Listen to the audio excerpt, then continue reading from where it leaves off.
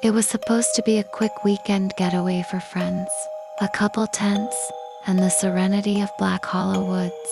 Miles from town, no cell signal, and nothing but stars overhead. Marcus, Jen, Tyler, and Lila had all agreed.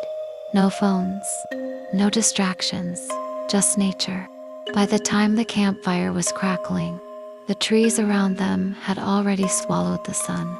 Darkness in the hollow was different, thicker somehow, like it leaned in to listen. "Did you know this place used to be a burial ground?" Jen asked, stirring the fire with a stick. "Bull," Tyler scoffed, sipping his beer. "You say that every time we go camping." "I'm serious.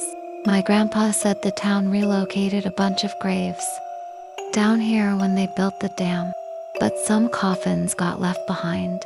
They say the ones buried here weren't exactly human." Leela rolled her eyes, but Marcus leaned forward. "What do you mean?" Jen grinned.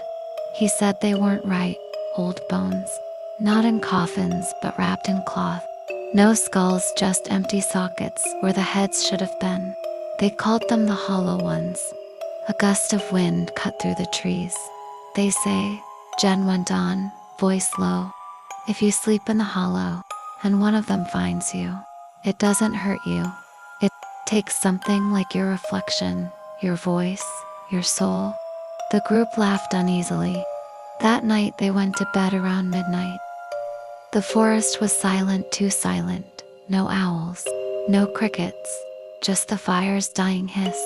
Some time past 2 a.m. Lila sat bolt upright in her tent. She didn't know why, just something was off. She could hear breathing, deliberate, but it wasn't coming from Marcus, who lay snoring beside her. It was outside. She nudged Marcus. Nothing. She whispered his name. Still nothing. The breathing got closer, then stopped. She peeked out through the tent flap. A figure stood just beyond the fire pit. No flashlight, no gear, just a pale, thin shape like a scarecrow made of wax. Its face? No. Its head was hollow, empty, a gaping oval where eyes and mouth should be. Lila ducked back in, trembling. In the morning, everyone looked pale.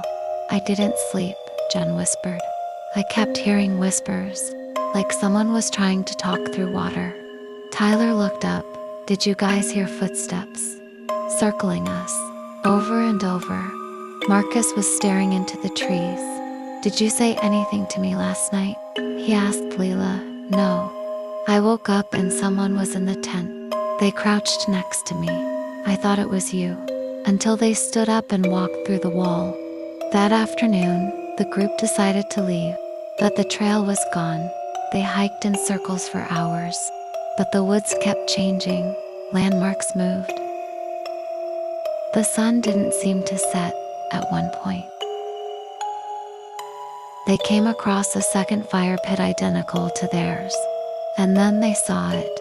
Another group of 4 tents, identical to theirs, and in the center, sitting silently, were 4 figures, still waiting. The friends turned and ran.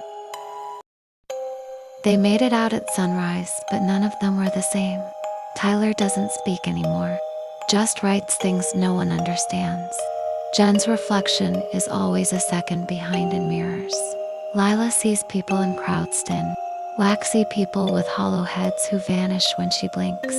And Marcus still goes camping, alone. They say he's trying to find his way back to Black Hollow, or maybe he never left.